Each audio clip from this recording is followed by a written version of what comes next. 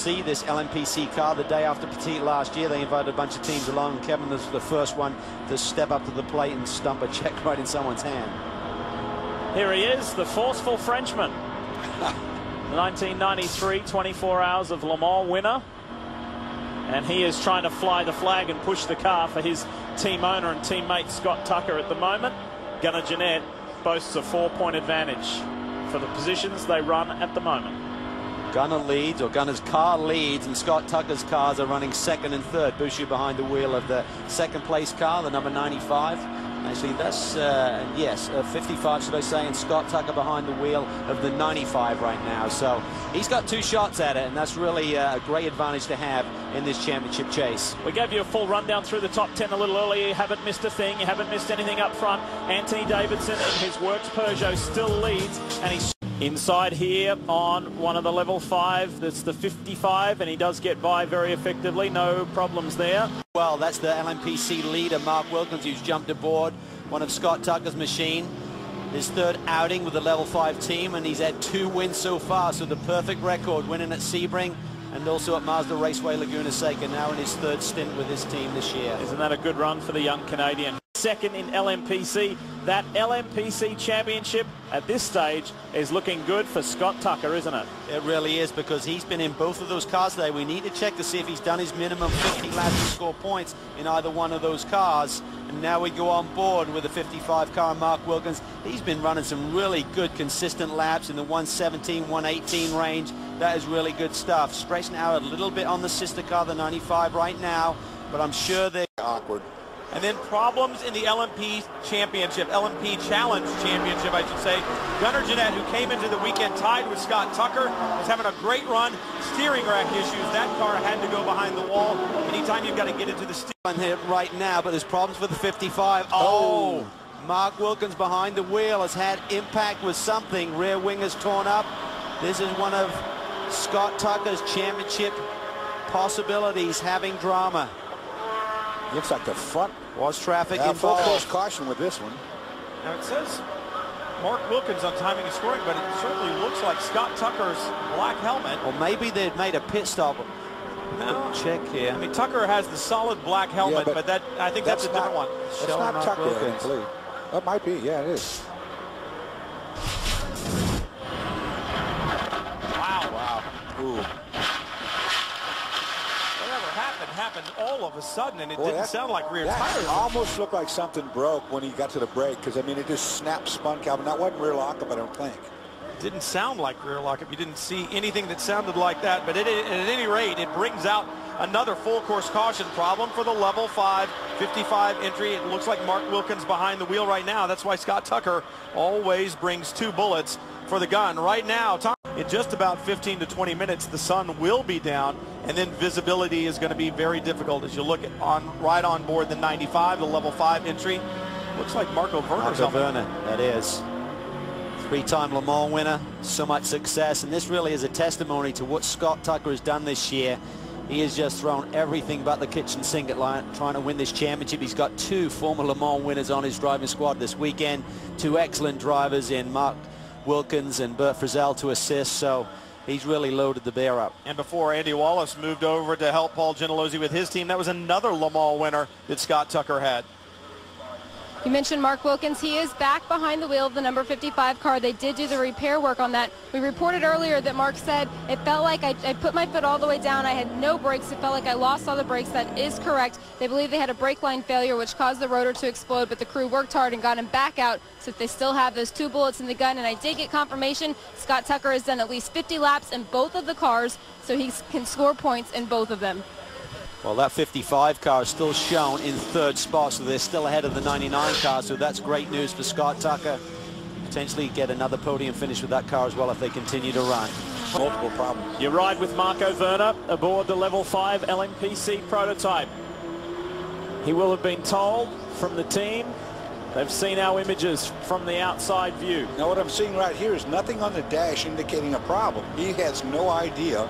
There's no lights on that are flashing. There's nothing going on that he would know that he's leaking or he's definitely blowing off that smoke. The good news for Scott Tucker, who shares this car and is hoping to get this Drivers' Championship here tonight, is that the car that he's competing against, Gunnar Jeanette's team, had massive problems, took the car to the tent with steering issues. There's some 75 laps behind these guys, so they don't have enough time to overhaul them. With only 47 laps to go for the leaders right now. Well, this 95 has had such a good day. Marco Werner is in a class of his own. The lead LMPC car is in 9th overall. If I was this team, I'd be bringing him into pit lane right now to investigate. They have a massive lead over the rest of the field. Let's find out what's going on with this race car right now. Give you an overall check. Stefan Sarrazin is our overall leader. David Brabham is the P2 leader, and he's 5th overall. We just said that Marco Werner is 9th overall and lead LMPC car. Tony Villander leads GT2. And in GTC, it is Andy Lally for TRG. Uh-oh, we just saw some smoke right there. That's the Werner car again, is it? Yeah. The R8 was very manageable.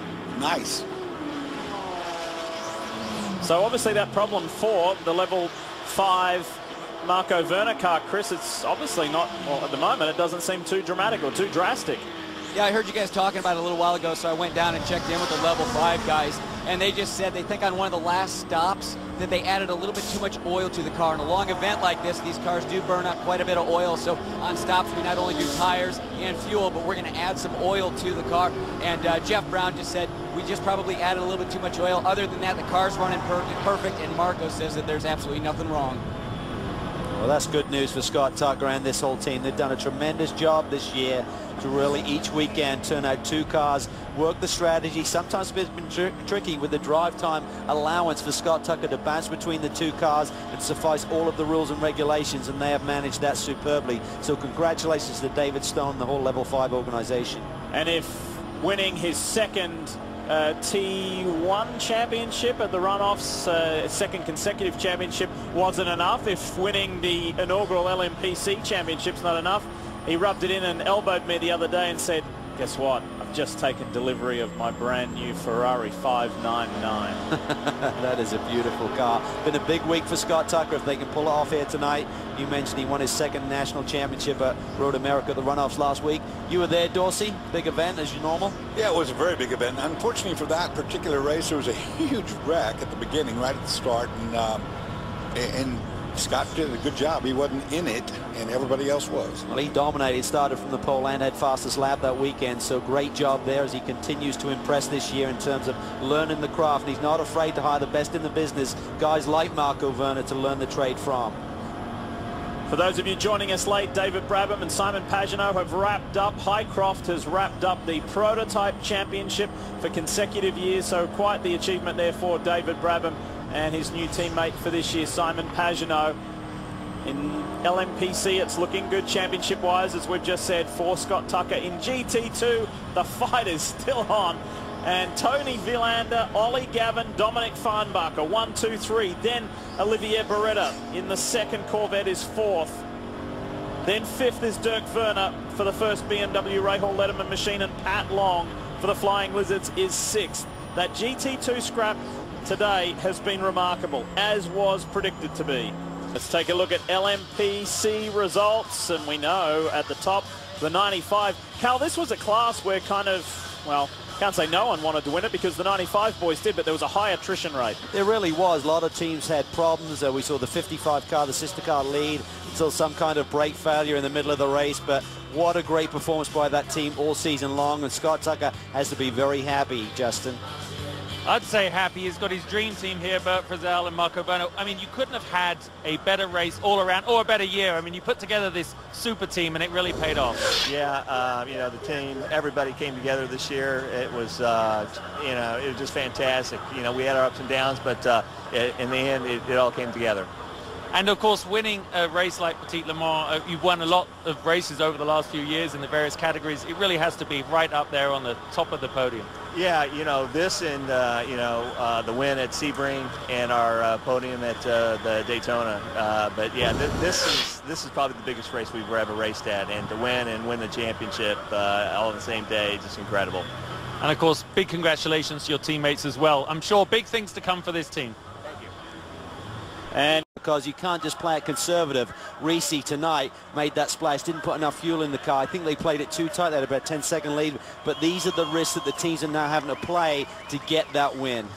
Lee, I know you haven't been around all season long, but certainly hosting at Sebring, at Le Mans, and now here. When you look at the 2010 American Le Mans Series, what is it that you see from a series standpoint? I want to congratulate the American Le Mans Series for having the foresight to bring in two categories, GTC and LMPC. A year ago, people were saying ALMS is dead. For us who work on both series, Grand Am and ALMS, we're always put in the middle, and people say, what's going on over there? What's going on over there? Well, the ALMS put the weight on the front foot and said, okay, we've got to be proactive rather than reactive. Let's make things happen. And they've attracted new teams, new drivers, new sponsors, new cars, and they have injected a new life into this series and got it going again and got some momentum going. And in this economy, that's not an easy task. So well done to the series, and to finish like this, good stuff. I think they've got to be proud of what they've done. You think about the competition this year, the great races, 167 days, 12 hours, 20 minutes to Sebring.